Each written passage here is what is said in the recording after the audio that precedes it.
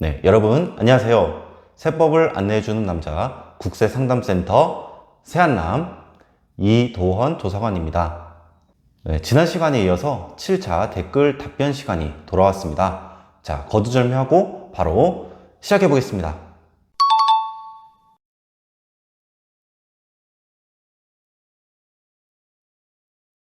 네, 그렇습니다. 근로자가 매달 급여를 받을 때는요, 이 근로소득 간이세액을 뗀 나머지 금액을 지급받게 됩니다. 네, 여기서 근로소득 간이세액은 이 정확하게 계산된 소득세가 아닌 대략적으로 계산된 금액입니다. 따라서 정확하게 계산된 소득세와 원천징수된 간이세액을 비교해서 정산하는 절차를 거쳐야 되는 것이죠. 우리는 이 절차를 연말정산이라고 합니다. 연말정산 결과 발급되는 이 근로소득 원천징수 영수증상 이 결정세액이 바로 정확하게 계산된 소득세인데요. 이 결정세액과 원천징수된 간이세액을 비교해서 정산을 하게 됩니다. 예를 들어 결정세액이 10만원이고 원천징수된 간이세액이 15만원이라면 연말정산 결과 5만원을 환급받게 되는 것이죠. 만약 공제받을 사항이 많아서 결정세액이 0원으로 계산된 경우에는 이 기납부한 원천징수세액 15만원을 전액 환급받게 됩니다. 즉, 기납부된 간이세액 15만원이 최대로 받을 수 있는 연말정산 환급세액이라고 이해하시면 되겠습니다.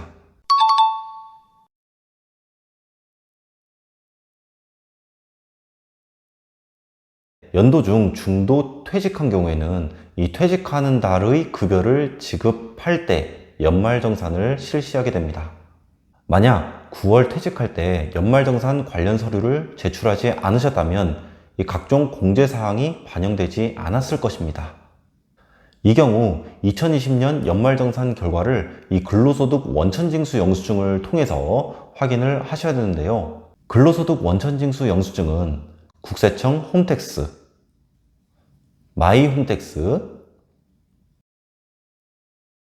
연말정산, 장려금, 학자금, 지급명세서 등 제출 내역의 경로에서 4월 말부터 조회가 가능합니다. 근로소득 원천징수 영수증을 확인한 결과 각종 공제사항이 반영되지 않은 경우에는요, 5월 종합소득세 신고를 통해서 연말정산을 마무리할 수 있습니다. 주의하실 점은요, 이 근로소득 원천징수 영수증상 결정세액이 0원인 경우에는 이 종합소득세 신고를 통한 연말정산을 하지 않으셔도 무방하다는 사실, 이에 대한 자세한 사항은 위 카드에 등록되어 있는 영상을 참고하여 주시기 바라겠습니다.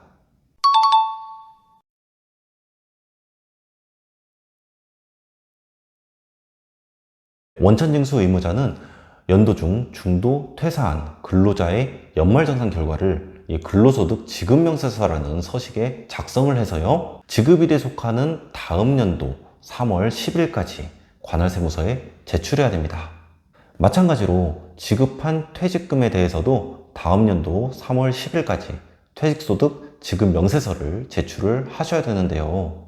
쉽게 이야기해서 2019년 연도 중에 중도 퇴사한 근로자에 대한 이 근로소득 지급 명세서와 퇴직소득 지급 명세서는 2020년 3월 10일까지 제출하셔야 된다는 이야기가 되겠죠. 또한 연말정산한 근로소득과 퇴직소득에 대한 이 원천세 신고를 이 징수일에 속하는 다음 달 10일까지 원천징수 이행상황 신고서를 제출하셔야 됩니다. 자, 만약 중도 퇴사자에 대한 이 근로소득과 퇴직소득을 신고하지 못한 것을 지금이라도 발견을 하셨다면요, 지금이라도 원천세 수정신고 또는 기한 후 신고를 해주셔야 되고요. 자, 각각의 지급명세서를 기한 후 제출해 주셔야 됩니다. 다만 원천세의 경우 수정신고 또는 기한 후 신고 결과 추가 납부할 세액이 발생했다면 이 해당 금액에 대한 이 원천징수 납부 불성실 가산세가 적용이 되고요. 지급명세서 제출 의무가 있는 원천징수 의무자가 이 지급명세서를 제출하지 않은 경우에는요, 이 지급금액의 1%에 상당하는 금액이 가산세로 부과가 됩니다.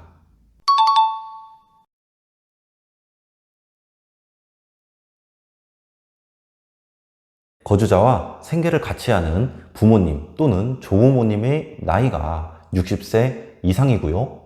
연간 소득 금액 합계액이 100만 원 이하에 해당이 되는 경우에는 이 직계 존속에 대한 기본 공제를 받을 수가 있죠. 직계 존속이 나이 요건과 소득 요건을 모두 충족해서 기본 공제를 적용받으시려면 회사에 주민등록표 등본을 제출해 주시면 되겠습니다. 자, 만약 이 주민등록표 등본을 통해서 가족관계가 입증되기 어려운 경우에는요, 이 가족관계 증명서를 제출해 주시면 되겠습니다.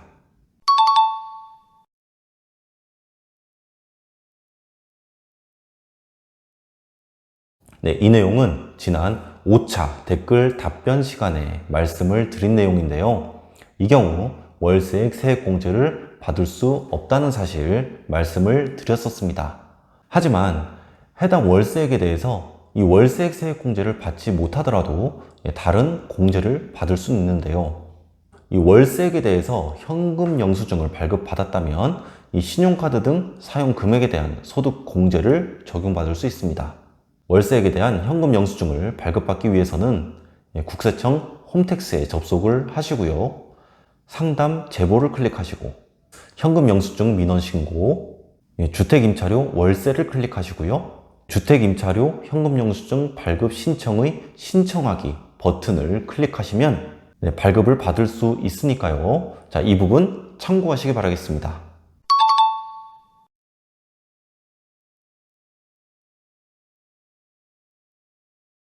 금융회사 등에서 전세자금 대출을 받고 이 상환한 원리금에 대해서 소득 공제를 받기 위해서는요, 주택자금 등 상환 증명서와 주민등록표 등본을 제출하셔야 됩니다.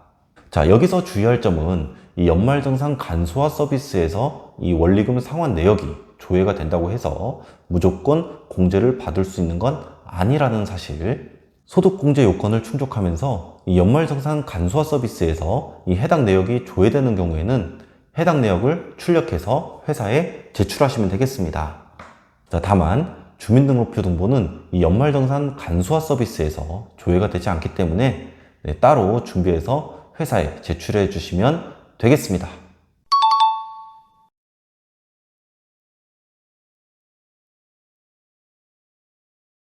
네, 근로소득자로서 주택을 소유하지 않거나 1주택을 보유한 세대의 세대주 또는 일정 요건이 세대 1에 해당이 되고요. 취득 당시 주택 기준 시가가 5억 원 이하인 주택을 취득하기 위해서 해당 주택의 저당권을 설정을 하고요. 금융회사 등으로부터 차입한 이 장기주택 저당 차입금에 대한 이자를 상환하는 경우에는요, 해당 이자 상환액에 대해서 소득공제를 받을 수 있습니다.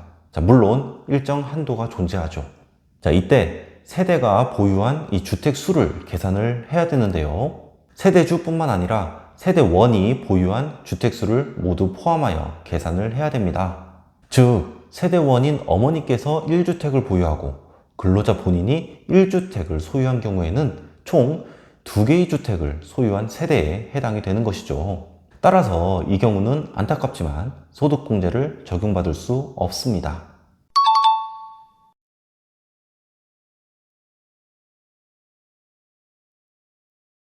학자금 대출 원리금을 상환한 경우에는요, 2017년 1월 1일 이후 상환분부터는 이 상환한 금액에 대해서 교육비 세액공제를 받을 수 있습니다.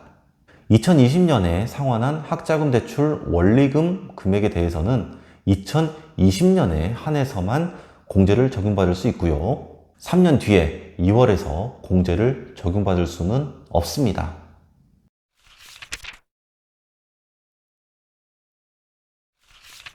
네, 이렇게 7차 댓글 답변까지 마무리하였습니다. 네, 많이 유익하셨나요? 네, 저는 다음 시간에 찾아뵙도록 하겠습니다.